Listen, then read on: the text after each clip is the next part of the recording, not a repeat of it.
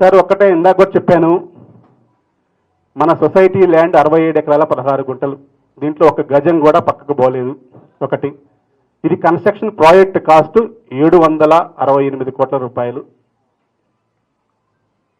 768 కోట్ల రూపాయలతో ప్రాజెక్ట్ అంతా కంప్లీట్ చేశాం. ఆల్రెడీ ఏదైతే ఎక్సెస్ అమౌంట్ ఇచ్చామో ఆ అమౌంట్ అంతా కూడా మళ్ళీ తిరిగి రావాలని చెప్పేసి ఐబీఆర్ఎస్ఎల్ కంపెనీ ఒప్పుకోవటం, యువర్స్ కన్స్ట్రక్షన్ ఒప్పుకోవటం కూడా, అది కూడా ఈ కమిటీ సాధించింది. మేము ఈ కమిటీ అన్ని పోరాటాలే చేశాం. గతంలో జరిగిన అన్నిటి కూడా 2020కి ముందు జరిగిన అన్నిటిని కూడా ఇచ్చిన అడ్వాన్సులు కానీ వాటిని కానీ మేము తిరిగి వెళ్ళి కోర్టులకు వెళ్ళి సాధించుకొని అంతా కూడా మళ్ళీ రికవరీ చేస్తున్నాం. అలాగే పర్మిషన్లు తెచ్చాం, ఆక్షన్లోకి వెళ్ళిన బ్యాంకుని కాపాడాం. అలాగే ఆగిపోయిన ప్రాజెక్ట్ ఆగిపోయింది, టోటల్గా ఇక లేదు అన్న ప్రాజెక్ట్ని కంప్లీట్ చేసి చూపించాం. ఇక మేము ఇన్ని పనులు చేసాం తప్ప మేమైతే అవినీతి చేయలేదు. అవినీతి చేసినట్టుగా ఆరోపణలు చూపించమనండి, ఆ తర్వాత రేపు సభ్యులు ఏ నిర్ణయం తీసుకున్నా దానికి పూర్తిగా కట్టుబడి ఉంటాం. విమర్శలు ఎవరు చేస్తారు? మా సభ్యులే చేస్తారు. మరి వారి యొక్క ఆంక్ష ఏంటో ఏమిటో రేపు జల్లబడికి చెప్పుకోమని కోరుతున్నా. రిజిస్ట్రేషన్లు ఎందుకు అయినా నాకైతే తెలియదు, కానీ సొసైటీ రిజిస్ట్రేషన్లు అయితే గౌరవ న్యాయస్థానం ఏం చేసిందంటే జనవరి 25, 2024 తేదీ ఒక ఆర్డర్ ఇచ్చిందండి, 46502/23. దాంట్లో క్లియర్గా ఇంకా సొసైటీలో 160 ఫ్లాట్లు రిజిస్ట్రేషన్లు పెండింగ్ ఉన్నాయి. ఆ 160 ఫ్లాట్లు పెండింగ్ ఏవైతే ఉన్నాయో ఇట్లా పలు కంప్లైంట్స్ వస్తున్నాయి కాబట్టి మరొకసారి ఆ 160 మంది రిజిస్ట్రేషన్లు డీసీఓ గారిని, కమిషనర్ గారిని చెక్ చేసి మేనేజ్మెంట్ కమిటీకి ఇవ్వండి, వాళ్ళు రిజిస్ట్రేషన్ చేస్తారు అని చెప్పేసి అది 4 నెలల్లో కంప్లీట్ చేయండి అని మే 24వ తేదీకి డేట్ పెట్టి వాళ్ళు ఇవ్వడం జరిగింది. వారిని మేము సంప్రదించాము. ఈ ఎలక్షన్స్లో ఉన్నాం కాబట్టి కొంచెం వ్యవధి ఇవ్వండి అని చెప్పేసి వారు కాలయాపన చేయడం జరిగింది. వారికి ఉన్న ఒత్తిళ్ల మేర మరి వారు ఇస్తే కంపల్సరీగా రిజిస్ట్రేషన్ చేయవలసిందే. అలానే సెకండ్ రిజిస్ట్రేషన్ కూడా అయినాయి అని చెప్పేసి మా దృష్టికి వచ్చినప్పుడు మేము వారిని అడిగాము. మేము వాళ్ళు చేస్తాము కానీ మాకు ఆఫీసర్ల నుంచి పర్మిషన్ కావాలి అన్నారు. కానీ మాకు ఎటువంటి ఆపినట్టుగా ఎటువంటి ఆధారం అయితే వాళ్ళు చూపలేకపోయారు. మరి ఎందుకు ఆపారు అనేది మాకైతే అఫీషియల్గా రీజన్ లేదు. నేను అదే చెప్పానండి, అక్రమంగా రిజిస్ట్రేషన్ ఒక్కరికి కూడా చేయలేదు. సొసైటీలో రూల్స్ అండ్ రెగ్యులేషన్స్ అన్నీ కూడా మీకు చెప్పడం జరిగింది. నేను అడిగేది కూడా అదే, అక్రమంగా రిజిస్ట్రేషన్ చేశాను అని ఎవరైతే భావించారో, ఎవరు ఫ్లాట్ అయితే కోల్పోయామని భావించారో వారు రేపు జనరల్ మేము సాధారణంగా ఆహ్వానిస్తున్నాం. వారి యొక్క సమస్యని సభ్యులందరికీ చెప్పండి, మేము ఇది కట్టాము, ఇంత కట్టాము, ఈ టైంలో కట్టాము, ఈ టైంలో మాకు రిజిస్ట్రేషన్ అడిగాము, కానీ నా ఫ్లాట్ తీసేసి నేను మొత్తం డబ్బు ఇన్ టైంలో కట్టినా కానీ నేను నిజమైన సినీ కార్మికుడు అయినా కానీ కమిటీ తీసివేసిందని రేపు సభ్యులకు చెప్తే ఆ సభ్యులు కనుక నిర్ణయం తీసుకుంటే నేను కట్టుబడే ఉంటానండి. ఇప్పుడు కొన్ని ప్లాట్లు కడుతున్నారు అని చెప్పేసి అంటున్నారు, కొన్ని అంటే అవి కట్టిన తర్వాత ఎవరికి ఇస్తారు, దాని తర్వాత అలాట్మెంట్ ఎట్లా ఉంటుంది, ఫస్ట్ క్వశ్చన్. దాని తర్వాత మీరు పార్టీ మారిన తర్వాత ఇవన్నీ ఇబ్బందులు అవుతున్నాయా అని చెప్పేసి కొన్ని ఆరోపణలు వినిపిస్తున్నాయి. ఫస్ట్ మీరు బీజేపీలో గెలిచిన తర్వాత టీఆర్ఎస్కి వెళ్ళారు, టీఆర్ఎస్ అధికారంలో లేని తర్వాతనే ఇప్పుడు కాంగ్రెస్ పార్టీ వచ్చిన తర్వాత మీ మీద కుట్ర పన్ని మీరు అరెస్ట్ చేశారని చెప్పేసి ఒక ఆరోపణలు వినిపిస్తున్నాయి. దాని తర్వాత మీ ప్రెసిడెంట్ పదవి పోయిన తర్వాత ఎవరైతే మీద ప్రెసిడెంట్ పదవికి మీరు రాజీనామా చేస్తే, అంటే వీళ్ళందరూ కూడా మీరు ప్రెసిడెంట్గా ఉండడం ఇష్టం లేదని చెప్పేసి తెలుస్తూ ఉంది. అయితే మీ ప్రెసిడెంట్ పదవికి రాజీనామా చేస్తే ఈ యొక్క కేసులన్నీ కూడా మీతో వచ్చేమైనా కాంప్రమైజ్ చేసుకుంటారా? అంటే వాళ్ళు సహకరిస్తారా సొసైటీకి నేను రిజైన్ చేస్తాను అంటే నాకు వచ్చినటువంటి అనుమానము. దాని తర్వాత మీ మీద ఇవన్నీ కుట్రలు జరిగినాయి. ఇప్పుడైతే చాలా మటుకు ఈ సొసైటీ ఫామ్ కావడానికి అనిల్ గారే వల్లభనేని అని చెప్పేసి అన్నారు, మీ ద్వారానే మొత్తం జరిగిందని చెప్పేసి అన్నారు. కానీ ఇప్పుడు చూస్తే మాత్రం ప్లేట్ పిరాంచింది, దాని తర్వాత మీ మీద కేసులు పెట్టడం జరిగింది. ఇన్ని సంవత్సరాల నుంచి లేనిది ఈ రోజే ఇవన్నీ ఎందుకు వచ్చాయి? దాని తర్వాత ఇవన్నీ కూడా మీ మీద జరుగుతున్నట్టు కుట్ర అని చెప్పేసి అనిపిస్తూ ఉంది. కానీ మీదేమో మీకేదో ఎవరి మీద ద్వేషం లేదు, అది దేవుడు చూసుకుంటారని చెప్పి మీరు అంటున్నారు. మీరు చాలా క్వశ్చన్లు అడిగారు సార్. ఒకటే, నాకు రాజకీయ పార్టీ అనేది నా వ్యక్తిగతం, అది వ్యవస్థకు సంబంధించిందేం కాదు. కానీ వ్యవస్థ అనేది, సొసైటీ అనేది ఎప్పుడైనా సరే అధికార పార్టీ ఏదుంటే ఆ పార్టీకి మద్దతుగా ఆ పార్టీ కార్యకలాపాలకి అన్నిటికీ కూడా సపోర్ట్ చేస్తూ వెళ్తూ ఉంటుంది. ఆ తర్వాత మేము సొసైటీ పాలకవర్గం అంతా కూడా గౌరవ మన ఇండస్ట్రీ పరంగా, ఫిల్మ్ ఇండస్ట్రీ పరంగా గౌరవ ముఖ్యమంత్రి వర్యులు రేవంత్ రెడ్డి గారిని కలవడం జరిగింది. ఆ రోజు చిత్రపురి గురించి కూడా మాట్లాడితే అతి త్వరలో ఇండస్ట్రీ అంతా కూడా అన్ని విషయాలు కూడా చర్చిద్దామని చెప్పారు. కానీ మా దృష్టికి చాలా కంప్లైంట్స్ వస్తున్నాయి, మీరు కంప్లైంట్స్ ఏమి రాకుండా చూసుకోండి అని కూడా ఆ రోజు మాకు చెప్పడం జరిగింది. ఆ తర్వాత తుమ్మల నాగేశ్వరరావు గారు మా కోఆపరేటివ్ శాఖ మంత్రివర్యులు వారిని కూడా కలవడం జరిగింది. వారికి అన్ని వివరాలు వివరించడం జరిగింది. అలాగే మన సినిమాటోగ్రఫీ మంత్రివర్యులు కోమటిరెడ్డి వెంకరెడ్డి గారిని వారిని కలవడం జరిగింది. అన్ని విషయాలు చెప్పాము. కానీ ఇప్పుడు కూడా మేము ఫైనల్గా వారిని రేపు కలుస్తున్నాము. మరలా ఒక్కసారి ఎవరైతే అభియోగాలు చేస్తున్నారో వారందరినీ కూడా ఒక్కసారి మాకు జాయింట్ మీటింగ్ ఏర్పాటు చేసి ఈ యొక్క జల్లబాడీకి వారందరూ కూడా మేము తీసుకున్న నిర్ణయాలని వారి ముందు పెట్టి ఒక నిర్ణయం తీసుకొని దాన్ని బట్టి వెళ్దామని ఇంకా ఫైనల్ టాస్క్ అనుకోండి ఇది. ఎందుకంటే ఏ నిర్ణయం అయినా సరే ఇప్పుడు తీసుకోకపోతే ఇక సొసైటీ ప్రతి నెల ఇంట్రెస్ట్ రూపంలో ₹1,00,00,000 లాస్ అయ్యే పరిస్థితిలో ఉందండి. ఇక్కడ నా స్వార్థం కోసం నేను ఇదే సీట్లో కూర్చుంటా అని చెప్పేసి ఒక రూమ్కి డోర్ వేసుకొని ఏసీ వేసుకుని కూర్చుంటే నెలకు ₹1,00,00,000 పెరిగింది. రేపొద్దున నాకు ఒక 1 year పీరియడ్ అయిపోద్ది. ఆ పీరియడ్ అయిపోయిన తర్వాత నేను కూడా వదిలేస్తే ఈరోజు 150 కోట్లు ఉన్నది, రేపొద్దున 180 కోట్లు అయింది. ఆ 180 కోట్లు కూడా మళ్ళా ఇటు కన్స్ట్రక్షన్ ఆగిపోయిన ప్రాజెక్ట్కి మళ్ళీ లీకేజీలు వచ్చి మళ్ళీ వాటి మరమ్మతులకి మళ్ళీ పెట్టుబడి ఇంకా ఎక్కువైంది. ఇవన్నీ కూడా మనకే భారం. ఎవరు పక్కన వాళ్ళు ఎవరు మళ్ళీ దానికోసం మళ్ళీ లోన్ చేస్తే ఆ లోన్ వడ్డీలు కూడా మళ్ళీ మనమే కట్టుకోవాలి. ఇవన్నీ ఉంటాయి కాబట్టి నేను దానికి పూర్తిగా సభ్యుల నిర్ణయానికి కట్టుబడి ఉంటా. అలాగే మీరు చెప్పినట్టుగా ఇప్పుడు ఒక నేను ఆఫర్గానే భావిస్తాను దాన్ని. నేను రిజైన్ చేస్తే సొసైటీకి వాళ్ళు సహకరిస్తామని కనుక మీ ద్వారా ఆ పెద్దలందరూ ఎవరన్నా కనుక నిజంగా అందరితో మాట్లాడి అనిల్ ఒక్కరు తప్పుకుంటే మేము అందరం సహకరిస్తామని చెప్పేసి అటువంటి ఆధారంతో కనుక వస్తే అది తీర్మానం రేపు జల్లబడిలో పెట్టుకొని నేను కమిటీ సభ్యులుగా ఇక్కడ పక్కనే కూర్చుంటా. వాళ్ళకి నచ్చిన వాళ్ళని ప్రెసిడెంట్గా ఎన్నుకోమనండి. హ్యాపీగా దానికి కూడా నేను స్వాగతిస్తున్నా. రోజు ఉండాలి, దాని తర్వాత బీఆర్ఎస్ ప్రభుత్వంలో రోజు ఉండాలి, అక్కడ ఉండాలని చెప్పేసి అన్నారు. మళ్ళీ ఇప్పుడు రోజు తీసేసి మళ్ళీ ప్లాట్లు కట్టమని చెప్పేసి ఒకటి అంటున్నారు. అట్లేం లేదండి. మున్సిపాలిటీ వాళ్ళు నోటీస్ కూడా ఇచ్చారు కదా రో హౌస్ గురించి. రో హౌస్ గురించి నోటీస్ అంటే ఇక్కడ కన్స్ట్రక్షన్ ఒక 6 రోజులు ఎక్కువ కట్టారని చెప్పేసి వారు కోర్టుకి వెళ్ళడం జరిగింది. అక్కడ కోర్టు ఏమో అసలు వాస్తవాన్ని ఇవ్వమంటే వాస్తవాన్ని ప్రజెంటేషన్ చేస్తే అసలు టోటల్గా ఇది మరి జీవో ప్రకారం కట్టారా లేదా అని చెప్పేసి అది కోర్టు పరిధిలో ఉంది. మరి అది కోర్టు ఏ నిర్ణయం ఇస్తుందో దాని ప్రకారం మేము ముందుకెళ్ళడానికి మేము సిద్ధంగా ఉన్నాం. మేము దాని మీద డెసిషన్ తీసుకునేది ఏం లేదండి. హెచ్ఎండి పర్మిషన్ ఇచ్చింది, దాని ప్రకారం మేము కట్టాము, దాని ప్రకారం మేము నివాసం ఉంటున్నాం. కానీ దాంట్లో కొందరు సభ్యులు రోహౌస్ సభ్యులే కోర్టుకి వెళ్ళారు. అది కోర్టు పరిధిలో ఉంది. అది వారి నిర్ణయం. మరి రోహౌస్ మీద వారు ఏ నిర్ణయం తీసుకుంటే మేము ఆ నిర్ణయానికి కట్టుబడి ఉండాలి తప్ప మా వ్యక్తిగత నిర్ణయం అయితే ఏమి ఉండదు. ఉన్నాయి కదా, ఉంటున్నారు కూడా దాంట్లో. అదే నోటీస్ వాళ్ళు కంప్లైంట్ పెట్టారు రోహౌస్ సభ్యులు. దానికి మున్సిపాలిటీ వాళ్ళు మొత్తం వచ్చి పడేశారు, మీకు తెలుసు. మొత్తం డిస్మాండ్లింగ్ చేశారు, తర్వాత కోర్టుకి వెళ్ళారు. అది కోర్టు పరిధిలో ఉంది. అది కూడా నాకు తెలిసి ఒక 3-4 నెలల్లో రిపోర్ట్ వస్తుంది. అంతవరకు కన్స్ట్రక్షన్ ఆపేసాము, మేమైతే చేయట్లేదు కన్స్ట్రక్షన్. మళ్ళీ సొసైటీకి మున్సిపాలిటీ వాళ్ళు కన్స్ట్రక్షన్ ఆపేయండి రోహౌస్ అని చెప్పారు. దాని ప్రకారం అన్ని కూడా రోహౌస్లు అన్ని కూడా సొసైటీ కన్స్ట్రక్షన్ చేయట్లేదు. 5 మంది సభ్యులు మీపైనే కేసులు వేస్తున్నారు కదా, మరి దానిపైన మీరు క్లారిటీ ఇవ్వండి. ఎవరిస్తున్నారు, ఎందుకు ఇలా చేస్తున్నారు? సార్, మా మీద ఎవరు కేసులు వేసినా ఇప్పటి వరకు వేసిన వాళ్ళందరితో కూడా చర్చించాము. మరి వాళ్ళని మేము ఎందుకు రీచ్ కాలేకపోతున్నామో చాలాసార్లు పెద్దల సమక్షంలో మాట్లాడాము. వారి కోరికలు మేము తీర్చలేని పరిస్థితిలో ఉన్నామని నేను భావిస్తున్నా. ఏదైనా సొసైటీ ఒక సభ్యునికి ఆ సభ్యునికి జరిగిన అన్యాయం మీద కానీ ఆ సభ్యునికి ఏమన్నా అన్యాయం జరిగితే అన్యాయం చెప్పుకోవచ్చు. దానికి మేము తీర్చగలిగితే తీర్చుతాము, తీర్చలేకపోతే అది తప్పుగా మేము భావిస్తాం. కానీ ఇక్కడ మరి అందరితో మాట్లాడాము. మరి వారి కోరికలు ఎందుకు, మరి వారి కోరికలు మేము ఏం తీర్చలేకపోయామో మరి మాకైతే తెలియదు. కానీ అన్ని విధాలా మాట్లాడాము, అన్ని విధాలా చాలాసార్లు మాట్లాడి మేము సాధ్యమైనంత వరకు మేము చేస్తామని చెప్పామే కానీ మేము ఎప్పుడు కూడా చేయలేదని చెప్పలేదు. మరి వారు ఎందుకు చేస్తున్నారు అనేది వారే వివరించాలి. వారు కనుక జనబడిలో వచ్చి సభ్యులందరికీ అర్థమయ్యేటట్టుగా చెప్తే, సభ్యులు ఆమోదిస్తే నేను దానికి పూర్తిగా ఏకీభవిస్తానని మళ్ళీ ఒకసారి చెప్తున్నా. అదే సార్ నేను చెప్పింది మీకు క్లారిటీగా. సొసైటీలో ఏంటంటే 2009లో ప్రాజెక్టు స్టార్ట్ అయినప్పుడు ఒక కాస్ట్ నిర్ణయించుకోవడం జరిగింది. ఆ కాస్ట్ నిర్ణయించుకుంది ఒక 3 సంవత్సరాలలో 36 monthsలో ప్రాజెక్ట్ కంప్లీట్ కావడానికి మాత్రమే. ఆ ప్రాజెక్ట్ కంప్లీట్ కావడానికి ఆ బడ్జెట్ సరిపోక సభ్యులు కట్టేది ఇన్ టైంలో కట్టలేక ప్రాజెక్టు డిలే కావడంతో లోన్లకు వెళ్ళడం జరిగింది ఎస్బీఐ బ్యాంక్ నుంచి. సుమారు విడతల వారీగా సుమారు 150 కోట్లు శాంక్షన్ అయితే 130 కోట్ల రూపాయలు లోన్ తీసుకోవడం జరిగింది. అంటే ఇప్పుడు కాదండి ఆ లోన్ తీసుకుంది, మళ్ళా నేను వచ్చాకని కాదు. ఇది 2009 నుంచి జరిగే ట్రాన్సాక్షన్.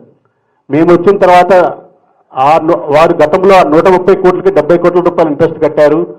ఆ 70 కోట్లు సుమారు ఫైనల్గా అంతిమంగా ఇన్స్టాల్మెంట్స్ కట్టలేక బ్యాంకు అప్పే తీర్చలేని పరిస్థితులకు సొసైటీ వెళ్ళిపోయింది. దానికి తోడు ఐవీఆర్సీఎల్ కంపెనీ 2016లో ఐపీ పెట్టడంతో ఆ ప్రాజెక్టు ఐవీఆర్సీఎల్ కంపెనీకి కొన్ని అడ్వాన్సుల రూపంలో వెళ్ళడం జరిగింది. అది బ్యాక్లాగ్లోకి వెళ్ళిపోయింది. ఆ తర్వాత అదే ఐవీఆర్సీఎల్ కొందరు సబ్ కాంట్రాక్టులు పెట్టి వర్క్ చేస్తూ దాని రూపంలో కూడా, ఎందుకంటే ఆ రోజు త్వరగా ప్రాజెక్ట్ కంప్లీట్ చేయాలనే ఉద్దేశంతో అడ్వాన్సులు ఎక్కువగా ఇచ్చుకుంటా వెళ్ళి ఫైనల్గా ఐవీఆర్సీఎల్ కొలాప్స్ అయిపోయే టైంకి 90 కోట్ల రూపాయల అడ్వాన్సుల రూపంలో వెళ్ళిపోయింది వాళ్ళకి. అవన్నీ కూడా సభ్యుల మీద భారం వేయలేము, అంతంత భారాలు వేయలేము. దాన్ని తట్టుకుంటా నిలబెట్టుకుంటా ముందు బ్యాంకు అప్పు తీర్చాలి. బ్యాంకు అప్పు తీర్చకపోతే 67 ఎకరాల 16 గుంటలది మన సింగిల్ డాక్యుమెంట్, దాని వాల్యూ 3,000 కోట్ల రూపాయల డాక్యుమెంట్ వాల్యూ. ఆ రోజు అదే ఎస్బీఐ బ్యాంక్ దగ్గరికి ఫైనల్గా third option notice, online option, అది ప్రైవేట్ ఆప్షన్ కూడా కాదు, మళ్ళీ ఓపెన్ ఆప్షన్ కూడా కాదు. ఆ రోజు క్లియర్గా ఇక మేము అందరి దగ్గర తిరిగి మేము కట్టలేక చేయలేకుండా చదలవాడి గారి దగ్గర ఆ రోజు ఒక సింగిల్ సెటిల్మెంట్ చేసుకొని ఎస్బీఐ బ్యాంకు వాళ్ళతో ఆ రోజు చదలవాడి గారి దగ్గర నుంచి డబ్బు తెచ్చుకొని అప్పు తీర్చడం జరిగింది. ఆ తర్వాత మేము సభ్యుల దగ్గర నుంచి డబ్బు పెంచుకొని ముందు వర్క్ కంప్లీట్ చేసుకుందాం ఉద్దేశంతో, వర్క్ ఆగకుండా ఉండాలనే ఉద్దేశంతో ముందు వర్క్ కంప్లీట్ చేయడానికే ఫోకస్ చేస్తూ వెళ్తున్నామే తప్ప ఈ యొక్క భారాన్ని ప్రాజెక్టు, ఎందుకంటే ట్విన్ టవర్స్ ప్రాజెక్టు 6 సంవత్సరాల నుంచి దాన్ని స్టార్ట్ చేస్తున్నామండి. పర్మిషన్లు రాక చాలా ఇబ్బంది పడతా, డ్రాయింగ్లు మార్చుకుంటా. ఎందుకంటే మన చిత్రపురి కాలనీలో మీరు చూస్తూ ఉన్నారు, మన చిత్రపురి కాలనీలో మాత్రమే 120 ఫీట్ రోడ్డు ఉంటుంది, అటు ఉండదు ఇటు ఉండదు. మీరు మెయిన్ రోడ్ చూసింటారు, అది ఓన్లీ ఒక ఆఫ్ రోడ్డే, ఇంకా ఆఫ్ రోడ్ ఉంది ఆడ. కానీ మన చిత్రపురి కాలనీలో 120 ఫీట్ రోడ్డు ఎందుకు, దాన్ని 100 ఫీట్ల రోడ్ చేస్తే బాగుంటుంది. ఆ 20 ఫీట్లు కలవటం వల్ల సుమారు మనకి 1 ఎకర్ కలిసిద్ది కిందకి మీదకి, ఆ కమాన్ నుంచి ఈ కమాన్ దాకా. దానికోసం గతంలో ఒక 2 సంవత్సరాలు పైరువే చేశాం. లాస్ట్ అంతిమంగా వాళ్ళు 2021లో మంచిగా చావుకబురు చల్లగా చెప్పినట్టు మేము రోడ్లు ఇప్పుడు బాగా విస్తరిస్తున్నామే కానీ మేము తగ్గించాం, మీకు పర్మిషన్ ఇవ్వమన్నారు. అప్పటికే మేము 100 ఫీట్ల రోడ్డుకి 21 ఫ్లోర్ల అపార్ట్మెంట్కి అంత డిజైన్లు చేసుకోవటం, టెండర్లు చేసుకోవటం, కాంట్రాక్టులు పిలుచుకోవటం, మెంబర్లకు ఇంతమందికి ఇద్దామని చెప్పేసి ఫైనల్ చేసుకోవడం జరిగింది. ఫైనల్గా మేము ఇవ్వము పర్మిషను, 120 ఫీట్కే వేయాలన్నారు. 120 ఫీట్కి వేయాలి అంటే అక్కడ మీకు చాలా సమస్యలు ఉన్నాయి. ఆ పక్క చెరువు, ఎఫ్టీఎల్ పర్మిషన్ కావాలి. దానికోసం కూడా తిరిగాము, ఎఫ్టీఎల్ పర్మిషన్ కూడా తెచ్చాము. ఎఫ్టీఎల్ పర్మిషన్ తెచ్చిన తర్వాత ఎఫ్టీఎల్ పర్మిషన్ గవర్నమెంట్ ఇరిగేషన్ నుంచి డైరెక్ట్గా హెచ్ఎండిఏకి ఇచ్చింది. తర్వాత 2022లో కొన్ని రూల్స్ మార్చారు హెచ్ఎండిఏ. ఇరిగేషన్ నుంచి మళ్ళీ కలెక్టర్ దగ్గర నుంచి మళ్ళీ హెచ్ఎండిఏకి రావాలన్నారు ఎఫ్టీఎల్. మళ్ళా రెడ్డి వచ్చి మొదలుపెట్టి మళ్ళీ ఎఫ్టీఎల్ మళ్ళీ ఇక్కడి నుంచి ఆడికి వెళ్ళేసరికి 2023 అయింది. దాంట్లో అది కూడా ఒక స్క్వేర్ బిట్ లాగా ఉంటుంది, సన్నగా కోసుగా పక్క ఎఫ్టీఎల్ వదిలేయాలి 1 ఎకర్లో, అది 4 ఎకరాల 20 గుంటలు అండి. అది దాంట్లో 1 ఎకర్ 39 గుంటాస్ ఎఫ్టీఎల్ ఉంటుంది. ఎఫ్టీఎల్ వదిలేసి ఉన్న దాంట్లో బిల్డింగ్ కడితే ట్విన్ టవర్స్ రూపంలో దాన్ని బిల్డింగ్ కట్టడానికి ఒక సైడ్ ఏమో ఓన్లీ సింగిల్ ఫ్లాట్ వస్తుంది, ఒక సైడ్ మాత్రం డబుల్ ఫ్లాట్లు వస్తాయి. అలా డిజైన్ చేసుకోవడానికి చాలా కష్టపడ్డాము. ఎందుకంటే ఎఫ్టీఎల్ కాబట్టి దాని సాయిల్ టెస్టులు అవన్నీ కూడా చేసుకొని air force, fire, environmental permission అన్నీ తీసుకోవడం జరిగింది. ఆన్లైన్లో అప్లికేషన్ కూడా ఎఫ్టీఎల్ పర్మిషన్ కూడా ఇవ్వడం జరిగింది. ఆన్లైన్లో ఉన్న క్వరీస్ అన్ని కూడా తీసుకోవడం జరిగింది. హెచ్ఎండిఏ పర్మిషన్ కోసం వెయిట్ చేస్తున్నాం. ఆల్రెడీ అన్ని పర్మిషన్లతో క్లారిటీగా క్లియర్గా ఉన్నాం, దాని ప్రకారం వెళ్తున్నాం. దాంట్లో 419 ఫ్లాట్లు వస్తున్నాయి. అంటే 15 ఫ్లోర్లకి 369 ఫ్లాట్లు వస్తున్నాయి, 2 టీడీఆర్లకి మొత్తంగా 419 ఫ్లాట్లు వస్తున్నాయి. అది కూడా అందరికీ ఇస్తామని కూడా క్లారిటీగా చెప్పడం జరిగింది. సినీ, మీడియా, టెలివిజన్ అందరికీ కూడా Telugu film chamber of commerce అనుబంధంగా ఉన్న ప్రతి ఒక్కరికి కూడా మేము ఇస్తాము. దాని కాస్ట్ 6,000 రూపాయలు కూడా పెట్టుకోవడం జరిగింది. అందరికీ కూడా ఆమోదంతో తీసుకున్నాం. దాంట్లోనే ఈ ఉన్న ప్రాజెక్ట్ అంతా కంప్లీట్ చేయడానికి ఇప్పుడు నెంబర్స్ కట్టిన అమౌంట్ ఏదైతే వెయిటింగ్లో ఉంది, వెయిటింగ్ సభ్యుల అమౌంట్ ఉందో 55 కోట్లు ఇవ్వడానికి కానీ, అలాగే ఉన్న ప్రాజెక్టు కంప్లీట్ చేయడానికి కానీ, వాటర్కి కానీ, పవర్లకు కానీ, మిగతా వస్తువులకు కానీ, బ్యాంకు మనం అప్పు తెచ్చిన అమౌంట్ కట్టడానికి కానీ అన్నీ ఒక ప్లాన్ ఆఫ్ యాక్షన్తో చేసుకుంటూ వెళ్తున్నాం. అటువంటి ప్లాన్ అంతా కూడా ఇప్పటికప్పుడు డిస్టర్బ్ అవుతూ ఉంది. ఇలా డిస్టర్బ్ అయితే ఇబ్బంది అవుతుంది అనేది మేము క్లారిటీగా ఉన్నాం. అలా జరగకూడదనే ఉద్దేశంతోనే మేము ముందుకు వెళ్తున్నాం. ఇప్పుడు సినీ మీడియా అని చెప్పేసి అంటున్నారు. సినీ మీడియా, దాని తర్వాత ఫిలిం ఛాంబర్కి సంబంధించినట్టు వాళ్ళకే మీరు సభ్యత్వం ఇస్తామని చెప్పేసి అంటారు, అది కూడా ఆమోదం తెలిపి. కానీ మీరు కొన్ని ముడుపులు తీసుకొని కొంతమందికి సభ్యత్వం ఇచ్చారని చెప్పేసి కొన్ని ఆరోపణలు ఉన్నాయి. దాని మీద మీరు క్లారిటీ ఇవ్వండి. ఇది ట్విన్ టవర్స్కా? మేము ట్విన్ టవర్స్కి బుకింగ్ స్టార్ట్ చేసిందే మొన్నండి. మా దగ్గరకు వచ్చింది సుమారు ఇంకా ఈ యొక్క గొడవల వల్ల చాలా మంది వచ్చేసి మేము రెడీగా ఉన్నారు, కానీ హెచ్ఎండిఏ పర్మిషన్ వచ్చిన తర్వాత కడతా ఉన్నారు. మాకు వచ్చిన సభ్యులే ఒక 10-15 మంది మాత్రమే. మేము ఇంతవరకు ఇక ముడుపులు తీసుకునేంత ఇక్కడ లేని కూడా లేదండి. మాకు ఇప్పుడు అవసరం కూడా లేదు. అలా ముడుపులు తీసుకున్నామని చెప్పి వస్తే ఇక్కడికే వచ్చి మాట్లాడవచ్చు, డైరెక్ట్గా ఇక్కడే వచ్చి నీకు ఇంత ఇచ్చామని చెప్తే మేము దానికి మీ ముందే నేను దానికి సమాధానం కూడా చెప్తాను, క్లారిటీ కూడా ఇస్తాను. 120 ఫ్లాట్లు రిజిస్ట్రేషన్ చేయకుండా మేము ఆపలేదు సార్. గౌరవ న్యాయస్థానం ఏం చేసిందంటే ఎన్ని కంప్లైంట్స్ ఇలా వస్తూ ఉంటే, ఇప్పుడు మీరు అన్నారు కదా ఇందాక 300 ఫ్లాట్లు అక్రమంగా రిజిస్ట్రేషన్ చేశారు ఇవన్నీ అని, అది అలాట్మెంట్లు మీరే తీసేసి మీరే చేశారని చెప్పేసి అప్పుడు మా డీసీఓ గారు ఒక రిపోర్ట్ ఇవ్వడం వల్ల వీళ్ళందరూ సభ్యులందరూ కోర్టుకి వెళ్ళడం వల్ల కోర్టు ఏం చేసిందంటే రిజిస్ట్రేషన్ డీసీఓ వాళ్ళే పర్మిషన్ ఇస్తారు, మీకు అంత వెరిఫై చేస్తారు, వాళ్ళ సినీ మెంబరా కాదా, వాళ్ళు ఎలిజిబుల్ మెంబరా కాదా, ఈ అభియోగాలలో వాళ్ళు ఉన్నారా, మీరు నిజంగా ఇప్పుడు సార్ చెప్పినట్టుగా డబ్బులు తీసుకొని నాన్ సినీ వర్కర్స్కి ఏమన్నా రిజిస్ట్రేషన్ చేస్తున్నారా, అవన్నీ కూడా పరిశీలించే అధికారం వారికి ఇచ్చింది. వారు ఫైనల్ చేసి మాకు లిస్ట్ ఇస్తే ఆ లిస్టు మాత్రమే మేము రిజిస్ట్రేషన్ చేయాలి. మేము 2023 జనవరి చిరంజీవి గారు మీరు ఇక్కడ ఎంఏజీలు ఓపెన్ చేసిన రోజు నుంచి ఈ రోజు వరకు మేము సొంతగా ఒక్క రిజిస్ట్రేషన్ కూడా చేయలేదు. కోఆపరేటివ్ డిపార్ట్మెంట్ అధికారులు ఎవరికైతే అలాట్ చేస్తారో వారు వీళ్ళకి రిజిస్ట్రేషన్ చేయండి అని పర్మిషన్ ఇస్తే మాత్రమే మేము రిజిస్ట్రేషన్ చేసామే తప్ప వ్యక్తిగతంగా మాకు మేము పోయి సార్ చెప్పినట్టుగా ముడుపులు తీసుకొని పోయి మేము ఎవరికి చేసే అధికారం కూడా మాకు లేదు.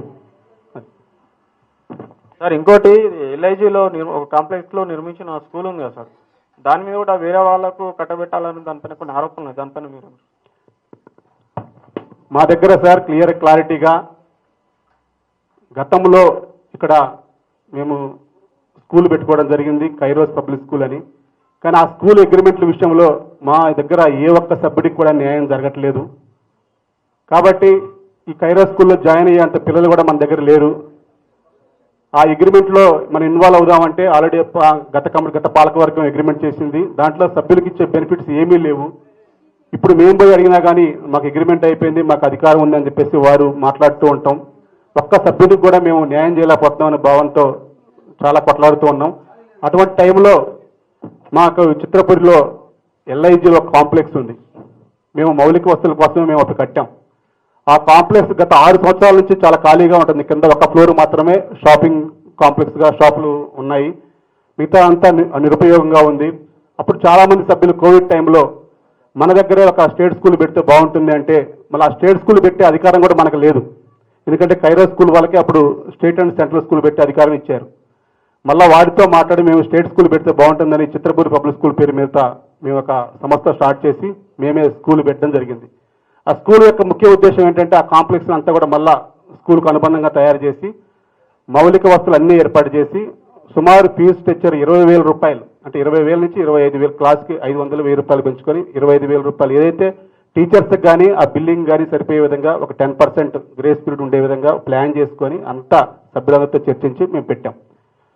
ఆ తర్వాత ఈ మధ్యకాలంలో మేము 2-3 ఇయర్స్ నడిపాము. దానికి కూడా కొందరు సభ్యులు మీరు ఎలా పెడతారు, మీరు ఎందుకు పెడతారు అనేది ఒకిద్దరు ఎక్కడైనా ఉంటారు కదా, వారు ఎందుకు చేస్తారో కూడా తెలియదు. అది దానికి సపరేట్గా ఈ చిత్రపూరి కమిటీయే స్కూల్ చిత్రపూరి ఎడ్యుకేషనల్ కమిటీగా ఏర్పడి దానికి ఒక రూపకల్పన చేయడం జరిగింది. ఆ తర్వాత మన గౌరవ దగ్గుపాటి సురేష్ గారు వారు విజ్ఞాన జ్యోతి యూనివర్సిటీ కూడా ఉన్న విషయం మీకు తెలుసు బాచుపల్లిలో. వారు ఈ మధ్యకాలంలో మన యూసఫ్ గూడ కానీ ఫిలిం నగర్ కానీ చాలా స్కూల్ అడాప్ట్ చేసుకొని మనకన్నా తక్కువ ఫీజులతో వాళ్ళు స్కూల్ డెవలప్ చేస్తున్నారు. అటువంటి ప్రపోజల్ మా దగ్గరకు వచ్చింది. ఇట్లాగే మన చిత్రపూరి స్కూల్ ఉంది సార్, మీరు మా పిల్లలకి ఏమైనా హెల్ప్ చేస్తారు, ఎందుకంటే అది విజ్ఞాన జ్యోతి అంటే ఒక బ్రాండెడ్, అది ఒక యూనివర్సిటీ కింద నడిచే స్కూల్. వారు సేమ్ మనతో సంప్రదింపులు జరిపిన తర్వాత మేము ఒకటే చెప్పాం, మేము ఇక్కడ పెట్టిన ఉద్దేశం ఇది సార్, మాకు ఫీజు స్ట్రక్చర్ మాకు పోయింది సార్, కైరో స్కూల్ మాకు చాలా ఇబ్బంది పెట్టింది, మేము ఇలా ఉన్నాం అంటే మేము క్లారిటీగా మా కండిషన్స్ అన్నీ చెప్పాం. మాకు ఫీజులు ఇలా ఉండాలి, మ్యాక్సిమం 30,000 దాటకూడదు, దాటాలి అంటే మళ్ళీ అన్నీ కూడా మాకు చెప్పాలి, మా కమిటీ ఆమోదం తెలుసుకోవాలి అంటే వారు క్లియర్గా అన్ని సురేష్ బాబు గారు వాళ్ళ టీం అంతా కూడా కలిపి ఈ చిత్రపూర్లో ఉండేదంత సినిమా వాళ్ళు కాబట్టి మేము సినిమా వాళ్ళకి న్యాయం చేస్తాం, మీరు చెప్పిన దానికన్నా ఇంకా తక్కువ ఫీజులకే నేను వాళ్ళకి మంచి ఎడ్యుకేషన్ ఇస్తాం మా విజ్ఞాన జ్యోతి తరఫున, కాబట్టి మీ చిత్రపూరి వాళ్ళు కూడా ఉంటారు కానీ నేను ఒక సర్వీస్ చేస్తానని చెప్పేసి వారు ముందుకు రావడంతో మేము కమిటీలో చర్చించాం. అదే స్కూల్లో కూడా మీటింగ్ పెట్టి పేరెంట్స్తో కూడా చెప్తే చిత్రపూరి పబ్లిక్ స్కూల్ ద్వారా చాలా సమస్యలు కూడా వస్తూ ఉన్నాయి. ఎందుకంటే మేమే ఉంటే అక్కడ అంతా మన కాలనీ పబ్లికే ఉంటే మాకు ఫీజుల దగ్గర గట్టిగా ఫోర్స్ చేసినా మళ్ళీ మాకే ఇబ్బంది, మమ్మల్ని అడుగుతారా, మేము మీకు ఎంత పని చేస్తున్నాం అంత పని చేస్తున్నాం అని చెప్పేసి మేము నడపడం కూడా కష్టంగా అయ్యే పరిస్థితుల్లోకి ఏర్పడిపోతుంది. అటువంటి టైంలో ఇది మంచి పరిణామం అని చెప్పేసి మేము అందరితో కూడా మాట్లాడిన తర్వాత మళ్ళీ వాళ్ళు రెంట్ కూడా పే చేసే విధంగా ఫీజులు యాజ్ టీజ్ ఒక అగ్రిమెంట్లో క్లారిటీగా ఏదైతే కైరో స్కూల్లో ఇబ్బంది పడ్డామో అటువంటి ఇబ్బందులు లేకుండా చిత్రపూర్లో నివాసం ఉండే వాళ్ళకి నిజమైన సినీ కార్మికులకి అలాట్మెంట్ అయిన సభ్యులందరికీ కూడా ఇప్పుడున్న ఫీజుల కన్నా ఇంకా 17,000 రూపాయల నుంచి 28,000 రూపాయలు ఫీజులు పెడతామని చెప్పేసి వారు మాట ఇవ్వడం, ఇవి 2 yearsకి 5% పెంచుతామని అలా కండిషన్లన్నీ కూడా మాట్లాడుకునే చేయడం జరిగింది. దానివల్ల బెనిఫిట్ అవుతుంది, ఒక బ్రాండ్ పెరుగుతుంది. చుట్టుపక్కల ఎక్కడ కూడా ఒక యూనివర్సిటీకి సంబంధించిన స్కూల్ ఎక్కడ కూడా లేదు. ఒక విజ్ఞాన జ్యోతి యూనివర్సిటీ అనుబంధంగా పనిచేసే సంస్థకి మేము ఇస్తున్నామే కానీ వ్యక్తిగతంగా ఎవరు ఇన్స్టిట్యూట్ కాదు, ఎవరు సొంతగా వ్యాపారం చేద్దామనే ఉద్దేశంతో నడపట్లేదు. ప్లస్ సొసైటీకి రెంట్ కూడా పే చేస్తామన్నారు వాళ్ళు.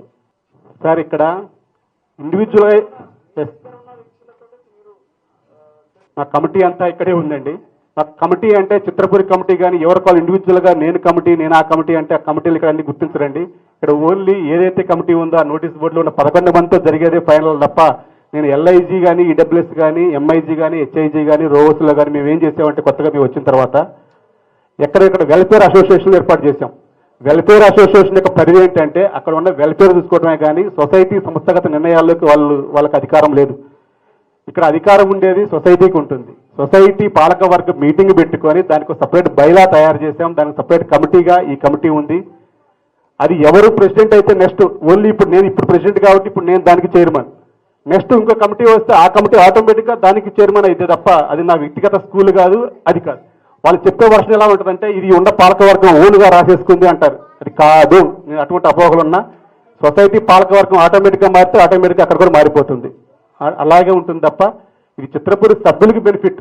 కొందరు స్వార్థానికి మేము అందరినీ కూడా ఇక్కడ ఒకటే నేను చెప్పేది, మీరు చెప్పేది మళ్ళా చెప్తున్నా, మేము చెప్పేది అబద్ధమైనా నిజమైనా ఇక్కడ మీడియా ముందు ఏదో మాట్లాడారు ఏదో చేశారు అని కాదు. నేను మాట్లాడేది తప్పైతే మీ దగ్గర ఉన్న ఆధారాలతో ఇప్పుడు నేను పూర్తి ఆధారాలతో మీరు ఏం అడిగినా సరే పూర్తి ఇవ్వడానికి నేను అన్ని ఆధారాలతో వచ్చాను, ఒరిజినల్స్తో వచ్చాను ఎక్కడైనా సరే. ఎందుకంటే సొసైటీ ఇంత కష్టాల్లో ఉంది మీరు మమ్మల్ని ఆదుకోండి అని చెప్పేసి మేము ఎన్నిసార్లు అంటే గవర్నమెంట్ ఆఫీసుల చుట్టూ ఎన్నిసార్లు తిరిగామంటే మీరు ప్రతి రిప్రజెంటేషన్లో ఇచ్చాం సొసైటీ కష్ట పరిస్థితిలో ఉంది ఆదుకోండి లేకపోతే సలహా ఇవ్వండి అంటే మీ ఫైనాన్షియల్ మ్యాటర్తో మాకు సంబంధం లేదంటారు. ఫైనాన్షియల్ మ్యాటర్ ఎవరు చేసుకోవాలి? మనం ఇక్కడ కూర్చొని చేసుకోవాలి. ఈ రోజు కూడా చూడండి క్లియర్గా 147 కోట్ల డెఫిసిట్.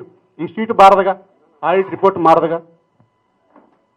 147 కోట్లు రేపు మొన్న మార్చికి లోటు బడ్జెట్.